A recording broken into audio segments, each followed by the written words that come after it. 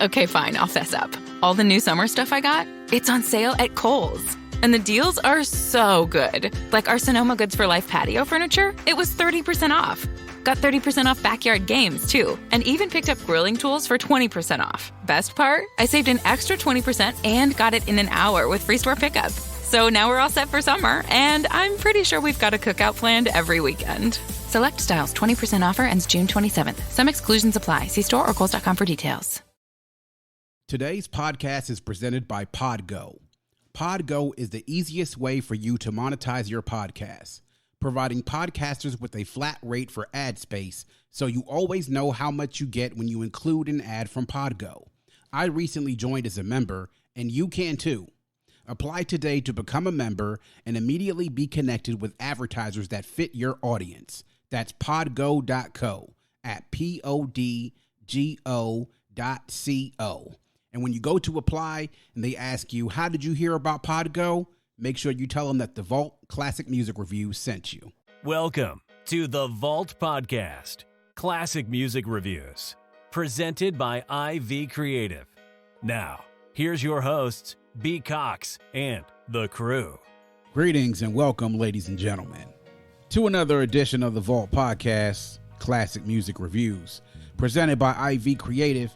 It's a perspective from the classics from a fresh point of view. We appreciate you for taking your time and lending your ears to our perspective. You could be anywhere listening to anything, but you're right here with us, so we thank you. With you today is yours truly, B. Cox, and with me, I got my boy in the place to be, J.O. As always, Jay joining me here today. And for those of you all listening, by the time you hear this, I want to hope that all the fathers out there had a great Father's Day and a restful Father's Day. And thank you all, of course, for everything that you do. So appreciate you. And of course, a special happy Father's Day to my boy Jay, who's here with us, but then also my boy DET, and then also Damo, who's not with us here today. So fellas, salute as always, man. So definitely take the time to enjoy the day when you get a chance. I want to take the time out to thank all the listeners out there worldwide for continuing to push the show out there. Had a great showing for the month of June, and we got some great things coming up, a couple of bonus segments coming up. So please make sure if you're following the Vault that you actually stay tuned, because we got some special treats coming up just for the summertime. As we always like to say here in the Vault, hashtag open the Vault, hashtag nothing but the classics. And today, Jay, we're going to go back, of course, 25 years back again. Seems to be a recurring theme this year on the Vault, being as though we're doing albums from 91, 96, and 2001.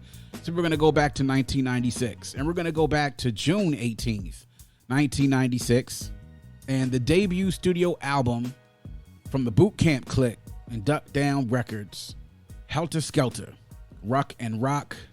Of course, Ruck, then known as his rap name is Ruck. You all know him better as the late, great Shawn Price, a.k.a. the Barbarian, and, of course, the Rockness Monster, who make up Heltah Skeltah, released on Duck Down Records. So a couple of background information as well here with Nocturnal, recorded between 95 and 96. The studio sessions took place at Chung King Studios, at Dollar a Cab, at the legendary D&D Studios, and, of course, Unique Recording Studios as well. Production on this, the executive producer was Drew Friedman, and executive produced as well by none other than Buckshot. Production on this featured as well by the Beatminerz, Buckshot, but then also other production by the likes of Shawn Price, Lord Jamar, E. Swift, Supreme, Shawn J Period, and Shalik, and had guest appearances from OGC, the original Gun Clappers, Illinois representatives, and the ever-talented R&B songstress veteran, Vinia Mojica. Runtime of 65 minutes and 12 seconds. So, Jay, here we are, man, with Heltah Skeltah Nocturnal, coming out in June of 96, right in the middle of the summer. This, of course, the third project that was released by the Boot Camp Clik out of Duck Down Records. The first being Enter the Stage by Black Moon. The second being Smith & Wesson's The Shinin, which we covered last year on the Vault. And this being the third one. Very interesting, though, the approach of this album. This came out during the time and in the year where obviously hip-hop had a lot of depth. There were a lot of fire projects that were coming out during that time. But, you know, Boot Camp Clik and Duck Down were kind of a little bit out of the radar because they weren't, like, you know, commercially successful per se. Right. You know, we saw a lot of them on Rap City. You know, a lot of them on Rap City, and you would see some stuff on the box, but you really sort of had to be into them in order to really get the crew and everything that they did. Outstanding projects. The first from Black Moon and the other one from Smith & Wesson. This was the third one, though. Let's go ahead and go back 25 years, and let's talk about you and your memories of this album when it first came out, listening to it, what you thought, and then after listening to it this past week, getting ready to review it again after it turns 25, what you think? Oh yeah, man. Like again, it takes me back to junior high, because I remember like La Flor Skeltah came out. That was like the lead single off there, and like you said, it was getting plenty of play on like the box and BET and everything, even the radio to a degree from what I can recall. But like, you know what I'm saying, I was already like kind of had my eye on, like, you know, it was in the BCC at that time. Like, and like you said, they weren't really commercially successful. You had to be kind of into hip hop to really peep their movement. You know what I'm saying? Like, and I try to think like early 90s. I mean, yeah, it was more so Wu-Tang this, Wu-Tang that, and I love the Wu. At the same time, like the BCC was a close second for me. So you know what I'm saying, I was like, where I might have rocked like Cash Was Everything Around Me, I was still rocked like One Time, or you know, How Many MCs Must Get Dissed, and in this case, like, you know what I mean, like, so they still had bangers too. And honestly, I mean, we could have gone back as recent as like last week. This is still in my rotation to this day. Buddy. And I listened to it so much back then, especially like that Renaissance of '96. It was like, you know, it was like almost like it never left for me. So yeah, indeed, yeah, man. This Boot Camp Clik was, man. It was like, you're absolutely right. You had to be into hip hop to really know about them, right? But if you were into hip hop, the segment of their fans that really, really rock with them were like a loyal group of fans. And they didn't just rock with just one person from the crew. They rocked with everybody from the crew. Like those of us who were Boot Camp Clik fans, you rocked with Enter the Stage when it came out, when the Shinin came out, when This Joint came out, you know, when the compilations came out after Sean Price left and made his solo career, a legendary solo career, might I say, you rocked with all of it. And when you went to their shows, I mean, I remember going to when Duck Down came back into the area, I think in 2006. And at this point, you know, Shawn and Rock had gotten back together and they started recording again this Heltah Skeltah.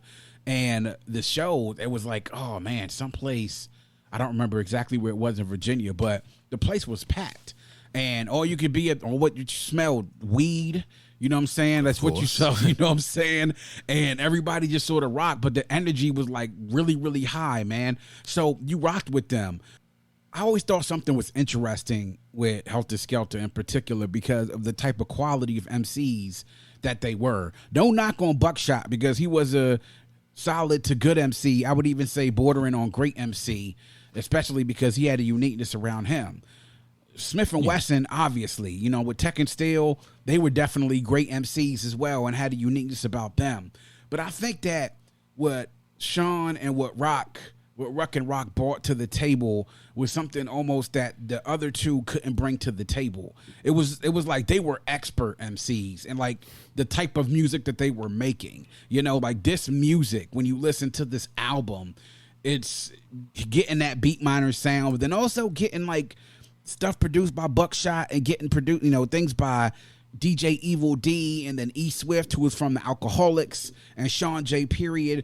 Like that it was a very dark, I would even say probably grimy, but it just felt like, you know, solid. Like there's no flash to this album. It's beats and rhymes. It's beats and rhymes, but it's almost like no shine on the album, but it's beats and rhymes at an exceptional level for a very consistent level throughout the 17 tracks that are on here. So I rocked with this really, really hard. And as you said, this is still in my rotation. And I hadn't listened to this, I would say maybe in a couple of years. I think the last time I listened to it was on the anniversary of Sean Price's death, which he died in 2015, which kind of hit all of us out of nowhere because he passed away in his sleep. But the thing that I loved about the two of them is that they complemented each other so well, Ruck and Ruck. everybody knows, like Sean Price, the Barbarian. What else are you going to say, man? Mike Tyson, all these different other nicknames that he has. He was an exceptional MC even back then. Like, I would even venture to say that despite all the different, theatrics from 1996, that you could possibly put him up there with the best MCs who were out even back then. You could hear his bars on here.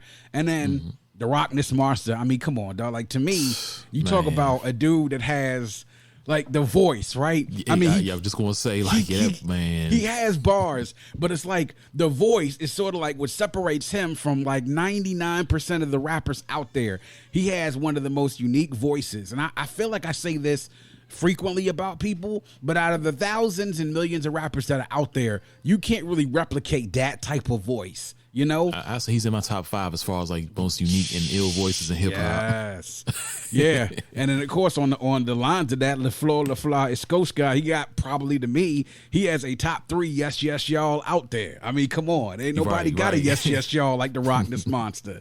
You know what I mean? But very dark. But it's like you didn't need no Flash with this. They had, LaFleur ended up making it up to number 75 on the Billboard Hot 100. That was the biggest hit they've ever had. But you didn't need them to have number 1 hits because they had a consistent sound that if you were a hip-hop head and you really into and you love hip-hop, you can appreciate. So there we go with that. So now let's get into our highlights, man. Right into it, Jay. So what are your highlights? 17 tracks on here, a few skits, man, but just go into just a few of your highlights if you could just put a few out there. Oh, man, just a few. So, shoot, man, the intro, bro, that joint is like a whole vibe behind, like, yeah. And, like, I could just ask about the intro, like, because I remember, like, coming home from school sometimes, like, and you know how the red line runs, or even coming home from work sometimes, like, and of course, it's the days, like, we had CD players and stuff. Like, when you come from Union Stations, like, Rhode Island Avenue, and it goes up on that platform. Yeah. And you like overlooking the city. Yeah. That just puts a whole vibe in your head, bro. Yeah. Like, seriously. Okay. Yeah, I got you. So, I'm picturing it here with you. So yeah. Okay. Yeah. Is that one? Then, of course, LaFleur, Skeltah. I love the joint Therapy featuring me and Mohica. Yes. Soldier's Gone Psycho. Like, even watching like the recording session, they was in that joint just vibing. Like, it just like hyped it up that much more. Yeah. Place to Be. Yeah. And yeah, Operation Lockdown, I would say, like, a few of my highlights. I can go on, but I was going to stop right there with it. Yeah. I hear you, man. My highlights. I love the intro, like you said there. They're bringing in, which the Rang Wonder as well, introducing, Rock and Ruck, and them killing it on that first beat produced by Buckshot and Lord Jamar. I love Understand, though, and the beat of Understand. Like, to me, Sean Price killed it on that verse. Rock killed it on that joint, too, as well. The song Sean Price with Illinois, Sean got out on that, too, man. You really get to see him flex his muscles on this album. The concept of therapy, the fact that it's a therapist and a patient, and you got Rock playing the patient and Sean Price playing the therapist, and the stories they sort of trading them in between each other with Vinny Mohica on that hook. I mean, you've listened to the Vault before. Y'all can know how we feel about Vinny Mohica and the different albums review that she's been on, whether it was The Main Ingredient with Pete Rock and C.O. Smooth or Black on Both Sides with Mos Def. She's perfect. And for this time frame, she was perfect. Definitely Place to Be. I got to agree with you there. The fact that, you got Rock and Ruck sort of going back and forth with each other in regards to, like, trying to convince the listener, like, you want to be on my side when the shit go down. Soldier's Gone Psycho. I got it, man. Man, they both really got busy on this joint. Produced by Baby Paul. The Fab 5 track. I mean, this is the single off of the album, man. The first one, LaFleur, Skeltah. That video was kind of crazy. It was very basic. All you get is, like, them sitting there doing a two-step and them rhyming, but you know what I'm saying? It just kind of all worked out. That was like, quintessential mid-90s. If you're going to make a hip-hop video for those who ain't got the budget or ain't trying to blow no budget on nothing, like, let's go out here and let's do this, right? They made it fun, too. Exactly. So. They did make it fun. Absolutely. The Operation Lockdown, that video, to me, I remember that. It kind of, like, weirded me out at first because, you know what I'm saying? You got Sean with the face paint on his face and, Rockness got the Indian headdress on his head and everything. And it's like that beat, which is crazy. You know what I'm saying? Like that beat produced by E Swift, again, by the Alcoholics. just amazing song. It kind of draws you in. But those are my immediate highlights. I thought the Wiggy was alright. It was because I got the concept of the song. You know what I'm saying? I've seen some places where I read where people say they didn't really like that joint that much. You know, but I thought it was cool. I don't really have any lowlights on this album, man. Okay, fine, I'll fess up. All the new summer stuff I got, it's on sale at Kohl's. And the deals are so good. Like our Sonoma Goods for Life patio furniture, it was 30% off. Got 30% off backyard games, too. And even picked up grilling tools for 20% off. Best part? I saved an extra 20% and got it in an hour with free store pickup. So now we're all set for summer, and I'm pretty sure we've got a cookout planned every weekend. Select styles, 20% offer ends June 27th. Some exclusions apply. See store or Kohl's.com for details. I can't say I do either. Like, but going back to Operation Lockdown, you know they made 2 videos for that joint, right? Yeah, exactly. Mm-hmm. It was like, the one where they was like in like the Native American costumes, but then was like another one just like straight staircase gutter shit. Yeah. You know what I'm saying? Like, I think that would match the beat more, in my opinion. Yeah. Mm-hmm. Yeah. I'm about to see if I can find it later, but yeah, they made I was wondering why they make 2 videos for it, but like, it just made me think about it. Yeah. Yeah, man. I don't really have any lowlights on this. I mean, to me, like I said, it's consistent. What you're getting through here is that you don't have that one track that's like the outlier. Like, why the hell did they put this joint on the album? Why the hell did this song go on this? Even the skits, you know what I'm saying? Like the getting ass skit with Sean Price on there, and they had Vinny and Mojica on there as well. Which is so crazy. My man trying to figure out what you doing tonight, man. You know, I ain't doing nothing either. You know what I'm saying? You might as well come over. Like, that shit had me cracking up laughing. You know what I'm saying? Because it's like in the Who Dat and everything else, that shit had me rolling. Just their kind of like unique humor. You know what I'm saying? Sean, despite all his, things on the mic, he was definitely a dude. Anyway, you listen to any of those interviews, people talk about Sean Price. He was definitely a clown in the studios at times. He definitely was the comic relief when it came to sort of loosening people up. That's sort of like his thing. You get into the studio, y'all smoking, and some shit come up, and y'all record some shit like this. But very consistent album, not into something that seems out of place. Like, yo, this shit don't really need to be on this album. They could have did without this. Like, nah, you don't get that here. But very consistent among the quality on it all along those 65 minutes that you hear throughout the album. So now we're going to get into notable quotables. I have one here in particular. I actually just pulled this one right before we came on the air because I figured that this was the one I was going to go to. But Jay, you got a notable quotable? I got a couple, but on Place to Be, like, I just love like how Sean Price just starts his verse all the time. Buenos dias, you know me as Rock El Numero Uno Papa Uno sucking dick to your chick. Like, yeah, I would have never thought like the Buenos dias, you know Buenos me as, dias, and then like, yeah. and he was like the way he ended his verse like before Rock started his joints, but even Rock joints, like he was like, somebody tell that fat lady she's up in 5 minutes. Like, so she's up in 5 minutes. Yeah, exactly. On Place to Be. Yeah, exactly. Yeah, man. My notable quotable comes from Understand, and it's Rock Sean Price's first verse where he comes out like Heltah Skeltah starts storming, you're up for dreaming, it's morning, I'm warning people who jail my name ring bells like doormans, a warrant for the arrest of a militant menace who serve heads like tennis with words that diminish, bust the scrimmage I call the high post play, dish off the center for the quick lay, slay anybody come in my lane gets blown out the frame by the flipster and lames. Look who's getting this swift with this pugilist, equipped with the lyrical gift to flip scripts. People duck sick, don't want to touch that ruck kick, that break bones like Roy Jones. Decoys roam, but they can't mess with my people. Hey, you step to the ruckus, recognize I'll be lethal. My gat spit it whack, blacks get tactics, make it hard for any infiltrator to attack this. It's just like, yeah. I get that. Bars on top of bars, man. And then the great thing is a highlight on this album were the hooks. You know what I'm saying? Like, other than the hooks that Vinny and Mojica sung, they found a way to be able to incorporate great hooks that weren't like repetitive. They seemed like to really change it up on every single hook that they had on here. This one in particular, you had the point where they were sort of going back and forth with each other, and they would have the, alternated like Rock, understand. Heltah Skeltah only me will understand. The wars with everything outside your door, understand. I be the RO, he be RU, understand. It can happen to you. Exactly. So it's like they did a really great job of actually doing these hooks, man. Like I said, very, very well done. I had to. I was gonna say another one like on Soldiers Gone Psycho, like with Rock straight from the under. I make niggas wonder why. I tap jaws, rock black eyes. See, I never think about things I be doing. Lives I've ruined, and this here shit we pursuing. My parabellum be swelling, southern barrels when you dwelling with Caucasoids. You void, my niggas rebelling. Like, yeah. He did go crazy Fire. on those few bars right there. Like, whoa, man, come on, like crazy, man. And so this is where I kind of go and I take the conversation next. Like, we talk about like, okay, Enter the Stage, obviously classic. The Shinin, obviously classic. Disjoint, we'll get to that one in a second.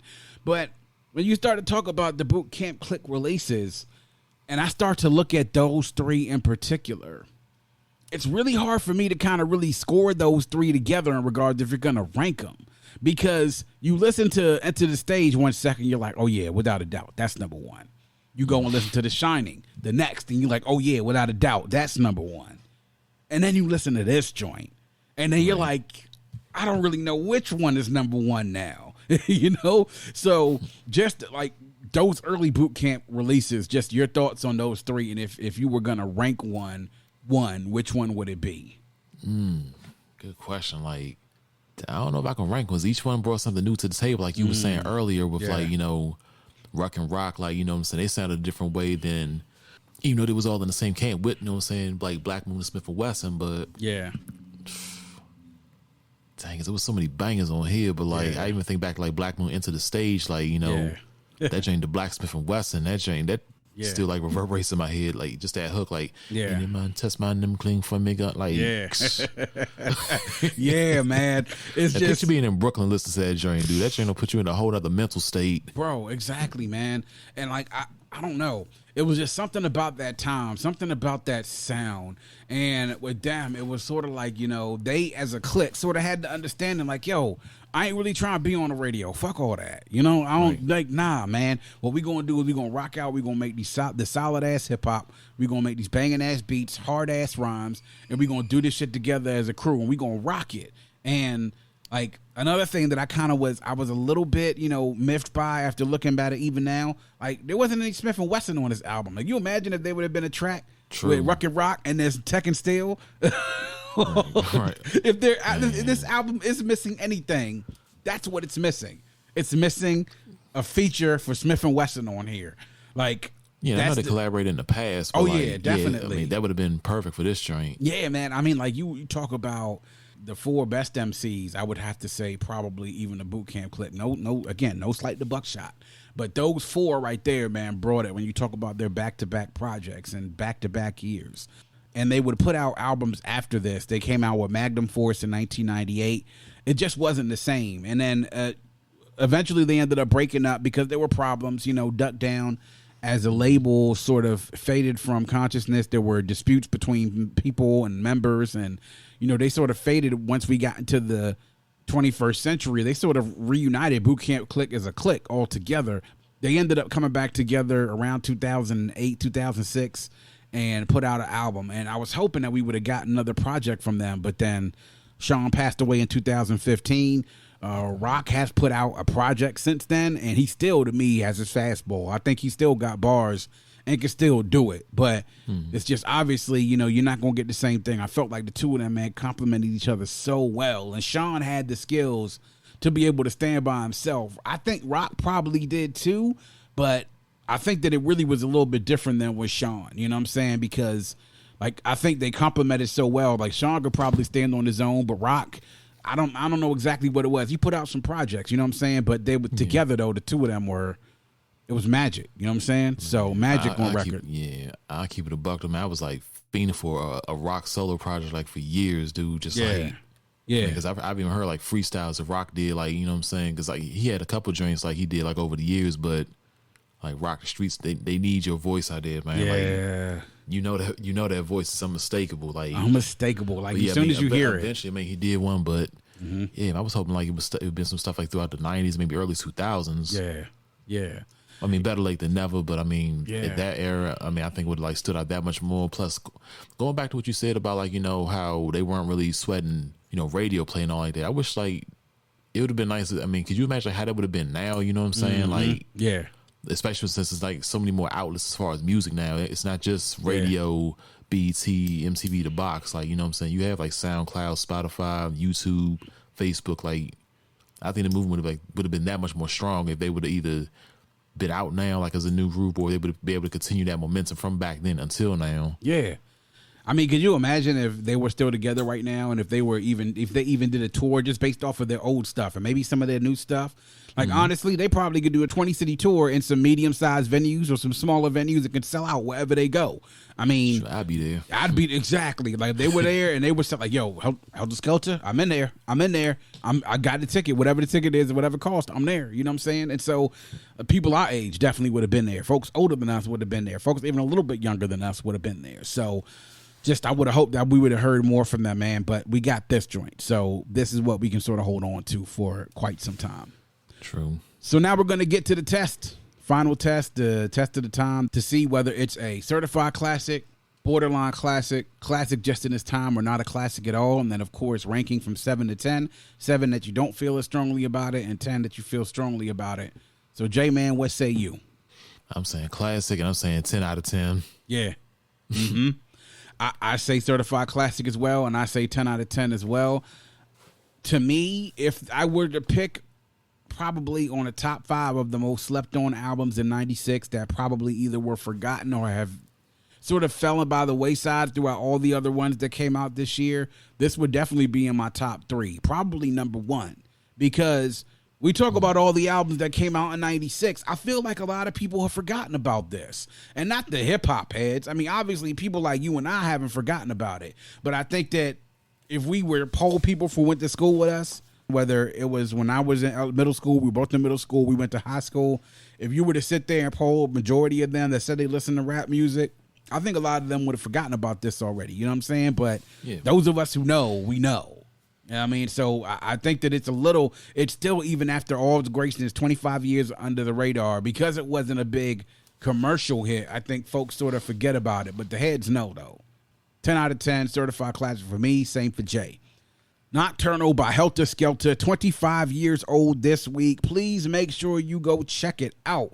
Listen to it. I'm telling you, for those of y'all who claim to be Shawn Price fans, if you're a Shawn Price fan and you haven't listened to this, then you're not really a Shawn Price fan. Because some of y'all don't even know that Shawn Price is rock. I mean, real talk, man. If you didn't know Shawn is rock, then you're not really a Shawn Price fan. Go back and listen to this. Nocturnal by Heltah Skeltah. 25 years old this week, wherever you can get music, man. Go and check it out. Let us know what you think. Hit us up on social media. You'll be seeing some things coming from us this week as we post the episode as things come up. And as a reminder, we are going to have some bonus episodes coming up soon, just in time for the summer times. I have a special bonus episode I'm coming up with about the 30-year anniversary to Fresh Prince and DJ Jazzy Jeff's The Classic Summertime. And I'm also got a bonus episode about the top summer jams about the summer of 96. And I think that y'all will enjoy that, man. So y'all make sure y'all stay tuned. But that is going to wrap it up here on The Vault. Please make sure you check us out on our host on Red Circle. You can also download, stream, and subscribe to The Vault Classic Music Reviews on any one of our streaming sources. If you go to the bio on any one of our social media pages, you'll get to the link tree. There you'll find all of our streaming sources and, of course, all of our social media pages. You can follow The Vault Classic Music Reviews on @VaultCMR Podcast on IG, @Vault Classic on Twitter, and also the Vault Classic Music Reviews Podcast. Search us on Facebook and on YouTube. Like the Facebook page. Subscribe to the YouTube channel. Interact with us on social media. Let us know what you think. We do it here all for you. We appreciate the support, and if you have a friend, tell a friend, and make sure that that friend tells a friend. Always remember to keep your headphones on and your music loud, but not too loud. And as we close, we'd like to remind everyone to dream big, because dreams are the basis for creation. Always create, motivate, and elevate, because you were never destined or created to stay stationary in this life. And on that note, we say peace. Thank you for listening and coming into The Vault. Please subscribe and follow us on Facebook at IV Creative and Instagram at IVECRE8.